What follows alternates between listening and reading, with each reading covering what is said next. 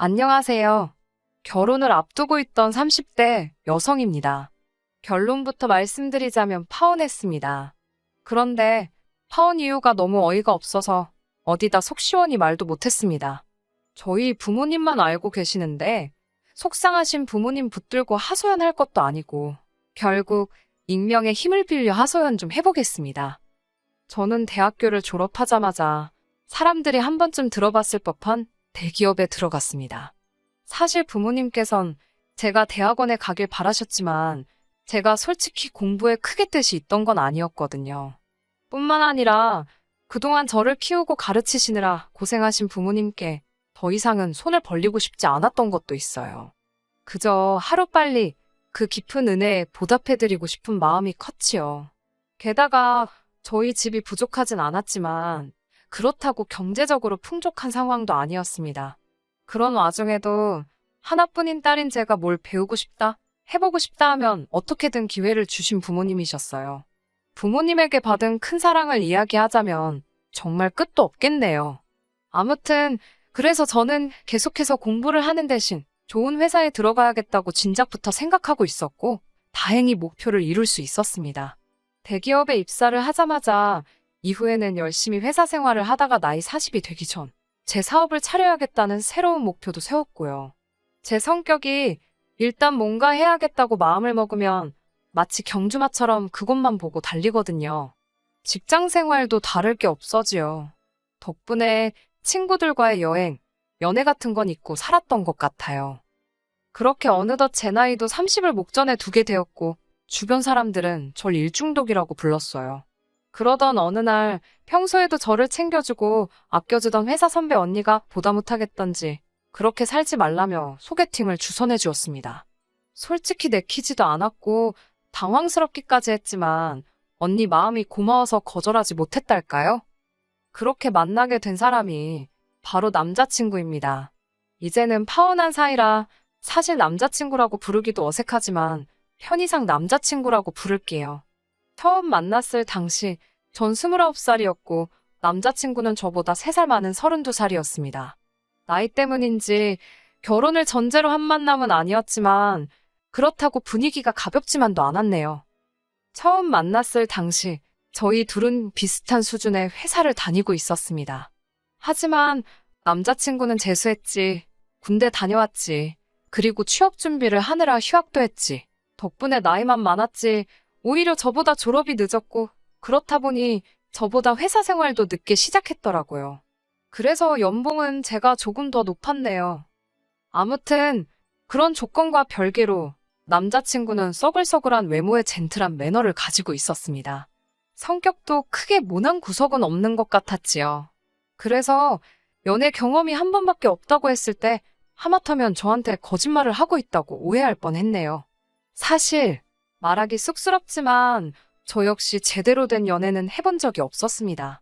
한마디로 둘 다 나이만 먹었지 연애에 서툴었어요. 그래서 처음에는 별것도 아닌 일에 다투기도 했고 잡음도 있었고요. 하지만 서로 양보하고 맞춰가며 인연을 만났습니다. 그 무렵 소개팅을 주선해 주었던 선배 언니가 결혼을 하게 되었습니다.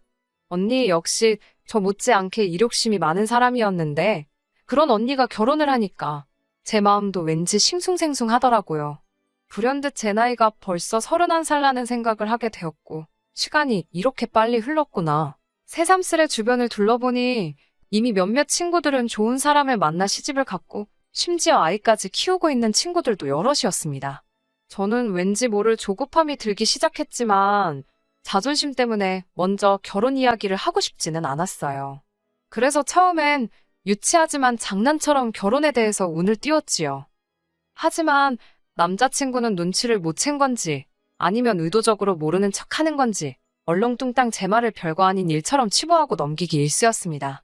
결국 참다 못한 제가 남자친구에게 확실히 방향을 정해달라고 했어요. 저와 결혼을 생각하고 있는 건지 그게 아니라면 놔달라고요. 그제서야 남자친구는 기다리게 해서 미안하다며 저에게 프로포즈를 해왔습니다. 그렇게 결혼 준비가 하나씩 시작되었어요. 전에는 남자친구라는 사람에 대해서만 알았지만 결혼을 하자고 마음을 먹으니 남자친구의 가족은 어떤 사람들인지, 남자친구는 어떤 가정에서 자랐는지 궁금한 것도 확인해야 할 것도 많더라고요. 서울에서 태어나 지금까지 부모님과 떨어져 본 적 없는 저와 달리 남자친구는 혼자 15년째 자취를 하고 있어요. 한편 남자친구의 부모님께선 차로 1시간 반 정도 떨어진 곳에서 살고 계셨는데 그 근처에서 반찬 가게를 운영하신다 들었지요. 장사가 어느 정도 되었는지는 잘 모르겠네요. 결혼 이야기가 나오기 전에는 그런 이야기까지 궁금하지 않았던 게 사실이고 결혼 이야기가 나온 후에는 괜히 제가 돈 때문에 물어보는 것처럼 보일까봐. 돈 이야기가 나왔으니 말이지만 결혼 이야기가 오가면서 시쳇말로 서로 주머니 사정도 오픈을 했어요. 저는 당시 모아둔 돈이 7천 정도 있었고 남자친구는 3천이 있었습니다. 그리고 남자친구는 할부가 끝나지 않은 차를 한 대 소유하고 있었고요. 저와 만나기 전 주변 친구들이 자동차는 좋은 거 타야 된다고 꼬셔서 얼떨결에 외제차를 뽑았다고 하더라고요.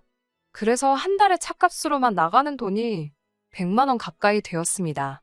이 부분에 있어서는 솔직히 너무 이해도 안 되었고 마음에 들지 않았지만 저와 알기도 전에 있었던 일이니 제가 남자친구를 탓할 만한 상황이 못 되었네요. 남자친구는 어머님 아버님과도 좋은 관계를 유지하고 있었습니다. 남자친구도 저와 마찬가지로 외동이라 그런지 남자친구에 대한 어머님의 정성이 대단하셨지요. 게다가 덜어져 살아서인지 어머님께선 한 달에 한 번 내지 두 번은 꼭 남자친구 자취방에 찾아오신다 들었습니다. 국이며 반찬이며 챙겨오셔서는 청소까지 구석구석 싹 해주고 가시신다고요. 사실 그 이야기를 들은 이후로는 남자친구 자취방에는 아예 출입을 하지 않았습니다. 저희 부모님 세대만 하더라도 남녀가 서로 집에 드나드는 거에 대해서 불편해하시는 분들이 많잖아요. 괜히 저에 대해서 색안경을 끼실까봐 나름대로 행동에 신경을 많이 썼습니다. 하지만 제가 아는 건 이 정도가 전부였고 실제로 어머님 아버님을 직접 뵌 적도 없고 대화를 나눠본 적도 없었어요. 그래서 어머님 아버님과 식사 자리를 갖게 되었습니다. 지금도 다시 생각만 해도 구역질이 올라오네요. 어쨌든 처음으로 인사를 드리러 가는 자리였기에 뭘 사갈까 고민을 많이 했어요. 그러다 미리 주문해야만 먹을 수 있다는 케이크를 사가게 되었습니다. 어차피 식사하고 나면 디저트가 필요할 테니까 다 같이 먹으면 되겠다는 생각이었지요. 남자친구가 원래 달달한 디저트류를 좋아하기도 했고요. 그렇게 남자친구 집에 도착하니 어머님께서 드디어 만나본다며 너무 다정하고 따뜻하게 저를 반겨주셨습니다. 사실 시집살이라던가 고부 갈등에 대해 안 좋은 이야기를 많이 들어서 긴장을 꽤나 한 상태였거든요. 하지만 어머님의 환영 덕분에 제 마음속 걱정이 눈 녹듯 사라지는 것 같았네요. 그렇게 집 안으로 들어선 뒤 케이크를 어디다 둘까 하다가 조심스레 냉장고를 열었습니다. 그러자 순간 알 수 없는 악취를 맡게 되었어요. 전 솔직히 앞서가던 남자친구가 방구라도 낀 건가 싶었지요. 하지만 냉장고 속을 보니 그 이유를 알만했지요. 반찬들은 뚜껑도 없이 들어가 있질 않나. 언뜻 보기에도 상한 과일들도 보이고. 그때 어머님께서 저더러 상차림을 좀 도와달라 하셨습니다. 제가 냉장고 문을 닫으니 그걸 왜 닫냐며 고기 반찬들 좀 식탁에 올려놓으라고 하시는 거예요. 당황스러웠지만 일단은 시키는 대로 했지요. 그러다 고사리나물을 꺼냈는데 그 위에 하얗게 눈꽃마냥 곰팡이가 폈더라고요. 제가 어머님께 이건 버려야 할 것 같다고 보여드리니 이건 덜어내면 된다며 이 고사리가 시골 어디서 누가 보내준 귀한 거라며 이따 저도 좀 챙겨주신다고 하셨습니다. 저는 일단 떨떠름한 표정으로 표정이 어땠을지 모르겠네요. 아무튼 감사하다고 말씀드렸지요. 어머님께선 하나밖에 없는 아들이 며느리감을 데려온다고 해서 너무 좋으셨다며 갈비찜도 하고 전도 하셨다고 그러더라고요. 제가 뭐라고 이렇게까지 하셨나 싶어서 너무 감사했어요. 어머님은 이제 거의 다 되었다며 저더러 거실에 가서 남자친구랑 같이 앉아있으라고 하셨습니다. 제가 좀 더 도와드리겠다고 했지만 괜찮다고 하시더라고요. 그리고 비로소 긴장이 좀 풀리면서 남자친구의 집을 둘러보게 되었습니다. 남자친구의 집 구조가 특이해서 들어오자마자 부엌이었고 부엌을 가로질러야 거실에 갈 수 있었거든요. 거실은 이렇게 표현해도 될지 모르겠습니다만 한마디로 정신이 하나도 없었습니다. 일단 크고 작은 화분들이 한쪽 벽을 가득 채울 만큼 늘어져 있었는데 문제는 대부분이 죽어 있었다는 거지요. 누렇게 뜨고 마른 잎들이 간신히 매달려 있는 화초들이 즐비했습니다. 게다가 초록빛 곰팡이가 잔뜩 끼어 있는 대형 어항도 볼만하더군요. 당연히 그 안에는 물고기도 없었지요. 아무튼 한번 그런 것들이 눈에 들어오기 시작하니까 저도 모르게 자꾸 다른 것들도 관찰 아닌 관찰을 하게 되더라고요. 곧이어 때가 탄 건지 색이 바랜 건지 알 수 없는 커튼이 눈에 들어왔고 그제서야 저는 제가 끌어안고 있던 쿠션을 보게 되었습니다. 하마터면 소리를 지를 뻔했어요. 이건 마른 핏자국인지 아니면 오래된 커피 자국인지 알 수 없는 진한 갈색의 얼룩이 듬성듬성 있었으니까요. 남자친구가 놀란 저를 보더니 대수롭지 않다는 듯 자기 거랑 바꿔줄 거냐입니다. 제가 괜찮다 하니까 뒤집어서 안고 있으라고 했던 것도 같아요. 갑자기 괜히 몸이 근지럽고 솔직히 찝찝하더라고요. 그래서 손이라도 씻고 올까 싶어 화장실로 향했습니다. 화장실은 제가 온다고 치우기라도 하셨는지 거실에 비하면 양반이었습니다. 하지만 손을 씻고 물기를 수건에 닦으려는 순간 거의 토할 뻔했네요. 걸려있는 수건에서 걸레 냄새가 났으니까요. 제가 절대로 비위가 약한 사람이 아닙니다. 웬만한 대화 주제로도 끄떡없는 사람이거든요. 결국 저는 대충 손을 털고 나왔습니다. 인사드리는 날이라고 백화점 고급 브랜드에서 연분홍 투피스까지 사입고 온 제 자신이 우스울 지경이었네요. 아무튼 그렇게 거의 소파에 엉덩이를 걸치듯 앉아 있었습니다. 어머님이 쉬라고 해서 앉아있던 거지만 왠지 가시방석처럼 편하진 않았어요. 아버님은 저더러 똥 마려운 강아지 마냥 왜 그러냐고 농담을 던지셨지만 그런 농담이 당황스럽고 재밌지도 않았던 전 어정쩡하게 웃어 보였지요. 어느덧 어머님께서 식사 준비가 다 되었다 하셨고 그렇게 저를 포함한 모두가 식탁에 둘러앉았습니다. 집의 상태와 달리 모든 음식은 정갈하게 담겨져 있었고 냄새도 좋았어요. 반찬 가게를 하신다더니 역시 솜씨가 좋으신가 보다고 속으로 생각했지요.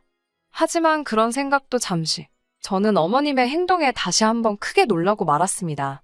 어머님께선 국이 간이 잘 됐나 혼잣말처럼 말씀하시더니 수저로 간을 보시더라고요. 좀 싱겁다 하시더니 맛소금을 어머님 입에 넣으셨던 수저에 덜어서 그대로 국이 들어있는 냄비로 직행이었습니다. 어머님께선 당신 입으로 쪽 빨았던 수저로 온 가족이 먹어야 할 국을 휘휘 젓고 계셨지요. 아버님이나 남자친구는 익숙해서 그런지 별로 놀란 기색이 아니었지만 저는 어쨌든 남이잖아요. 비위가 너무 상하더라고요. 하지만 저도 남자친구와 결혼을 하고 싶어서 인사를 드리러 온 입장인데 정색을 할 수도 없고 그렇다고 어머님께 뭐라 할 수도 없어서 그냥 아무 말도 못했습니다. 식탁에는 갈비찜이 있었는데 아버님은 며느리감 온다고 네 엄마가 큰돈 썼다면서 모처럼 갈비 뜯게 생겼다고 좋아하시더라고요. 괜히 무안하기도 했지만 정말 저 때문에 신경을 써주셨나 싶어서 비위가 상한 것과는 별개로 기분이 좋더라고요. 그런데 아버님께선 갈비찜을 정말 공격적인 속도로 드셨습니다. 문제는 다 드시고 남 뼈 있잖아요. 그 뼈를 뭐 당신 옆에다 두시거나 빈 접시에 놓으시는 게 아니고 원래 갈비찜이 담겨져 있던 그릇에 다시 넣으시는 거예요. 아직 거기엔 손도 안 댄 갈비찜이 많았는데 거기에 당신이 쪽쪽 빨아 드신 뼈다귀를 도로 가져다 놓으셨다는 얘기입니다.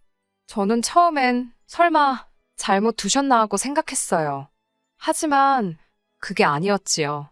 몇 번이고 너무나 당연하다는 듯이 그리고 심지어 남자친구도 아버님과 똑같은 짓을 하더라고요. 제가 놀라서 작은 목소리로 그걸 왜 거기다 놓냐고 한쪽에 따로 두라고 했습니다. 그러자 남자친구가 우린 원래 여기다 놓는데? 그러는 거예요. 어머님도 저더러 너도 그 뼈 식탁에 놓지 말라고 괜히 식탁 닦아야 된다고 그러셨습니다. 정말이지 각자 입에서 나왔다 들어갔다를 반복했던 뼈가 다시 고기가 들어있던 접시에 담기는 걸 한번 상상해 보세요. 정말 식욕이 뚝 떨어졌어요. 그래도 당장이라도 토해버리고 싶은 걸 억지로 참고 어머님이 휘휘 저어 떠주신 국물하고 간신히 밥을 삼켰네요. 그러자 어머님께선 왜 이렇게 못 먹냐며 손수 고기를 발라 제 수저 위에 올려주셨습니다. 어쩔 수 없이 어거지로 한 입을 먹었는데 어머님이 고기가 부족한 것 같다며 뼈다귀로 가득한 접시를 들고 가시더니 다시 그 위에 갈비찜을 채워오셨지요.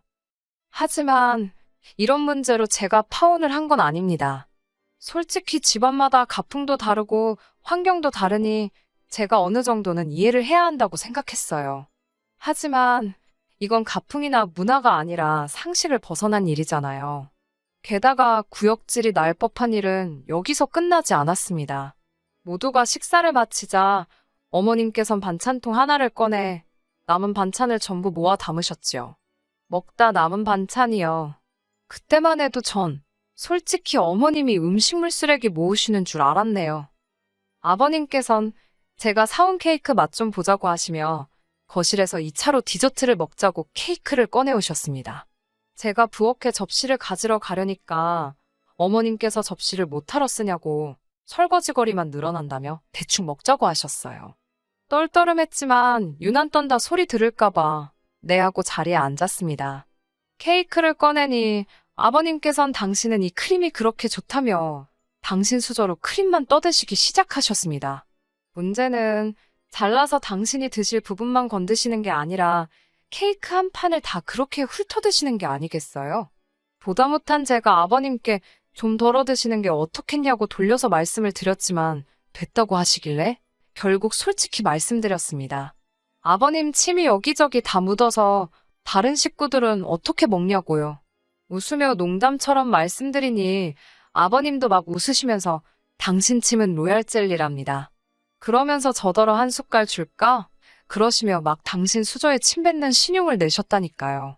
그 꼴을 보고 전 더는 구역질을 참지 못했고 순간 분위기가 아주 싸해졌습니다. 결국 제가 죄송하다고 먼저 가보겠다며 자리를 일어섰는데 어머님이 아까 남은 반찬을 쌌던 반찬통을 제 손에 들려주시며 집에 가져가서 고추장 넣고 비벼 먹으랍니다. 저는 어이가 없어서 됐다고 말씀드리고 그대로 집을 나왔네요. 밖에 나와 찬바람을 쐬니 속이 좀 가라앉는 것 같기도 했고 이제 슬슬 큰 길로 나가 택시를 잡으려고 했는데 남자친구가 뒤따라 나왔더라고요. 손엔 그 짬밥통을 챙겨 들고 말이지요. 전 남자친구가 제가 걱정이 돼서 나온 줄 알고 괜찮다고 했는데 자세히 보니 남자친구 표정이 울그락불그락 장난이 아니었습니다. 저더러 지금 이게 무슨 행동이냐고 다짜고짜 소리를 지르길래 저도 황당해서 아니 오빠야말로 왜 소리를 지르냐고 받아쳤어요. 그러자 남자친구는 누가 됐건 자기 부모님한테 무례한 건 못 참는답니다. 어이가 없어서 내가 무례하긴 뭘 무례했냐고 솔직히 너무 비위생적이고 비상식적이라 참다 못 참고 뛰어나온 건데 오빠 눈엔 저게 정상으로 보이냐고 물었습니다. 그러자 남자친구가 한다는 말이 한 집안 식구들끼리 뭐가 비위생적이냐며 아주 악다구니를 쓰더라고요. 아니 전 솔직히 말해서 남자친구가 왜 그렇게 격분을 한 건지 파혼한 지금도 이해가 안 됩니다. 차라리 남자친구가 자기 부모님이 절 너무 편하게 생각하셔서 실수를 하신 것 같다 미안하다라고 말했으면 저도 내가 좀 더 참았어야 하는데 어른들이 민망하진 않으셨을지 걱정이라는 식으로 대화가 마무리되지 않았을까 싶거든요. 하지만 남자친구는 미안하다는 말은커녕 저더러 왜 자기 엄마가 싸준 반찬은 안 가져가냐며 왜 자기 부모님을 무시하냐고 계속해서 억지를 쓰더라니까요. 결국 저도 막판엔 그걸 더러워서 어떻게 먹냐고 오빠나 먹으라고 했습니다. 그러자 어머님 반찬 가게 오시는 손님들은 돈 주고 사 먹고 없어서 못 먹는다며 저더러 꼴값 떨지 말랍니다. 도저히 들을 생각도 없고 논리도 안 통하는 인간한테 떠들어봤자 나만 손해다 싶어서 그래 많이 팔아먹으라고 덕담 한마디 해주고 뒤도 안 돌아보고 집에 왔네요. 제가 이렇게 파혼을 했으니 도대체 어디 가서 이야기를 할 수 있겠어요? 이건 뭐 본격적으로 혼수 예단 이야기를 하다 틀어진 것도 아니고 시부모님 되실 분들은 상식이 없으셨고 아들은 재수가 없었다고 해야 하는 건지 파혼 결정은 제가 일방적으로 했고 그래서 한동안 남자친구에게 연락이 오긴 했었어요. 일평생 그렇게 살아오신 어른들을 바꾸려 들지 말라나 옛날에는 다 그렇게 손으로 나눠 먹고 했어도 그게 정이다 생각하고 살았다나 자기 부모님은 정이 많은 분들이라 그렇다나 별의별 개소리를 다 하던데 그냥 깔끔하게 무시했더니 이제 연락은 없네요. 솔직히 제 인연이 아까워 미치겠습니다. 그렇다고 원망만 하며 시간을 보내기엔 제 인생이 아까워서 오늘 이렇게 마지막으로 털어놓고 더는 기억하지 않으려고 합니다. 똥 밟은 셈 치려고요.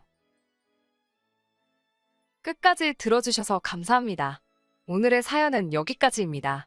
구독과 좋아요, 알람 설정 부탁드리고 더 좋은 사연으로 다시 찾아뵙겠습니다. 감사합니다.